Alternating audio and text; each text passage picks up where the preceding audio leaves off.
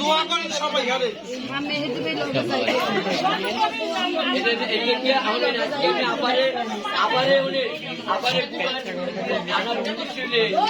সব জায়গায় ক্যাম্পিং করলাম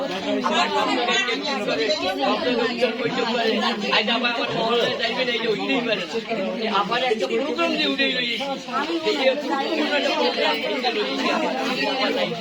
এই যে হালাই আছে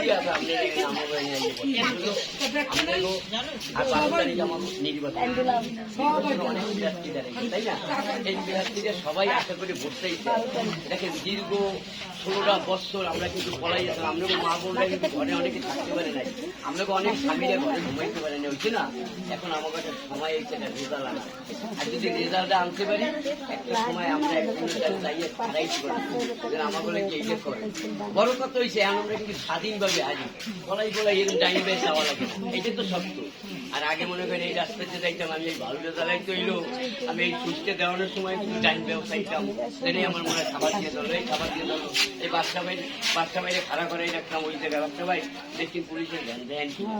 আজকে আমরা একটা জায়গায় বসি, এই জন্য সতর্কভাবে বুঝতে দেবেন আমরা যাইয়া ফজরের পর আগে এবং যারা ভোট দেবে না কোন জায়গায় আছে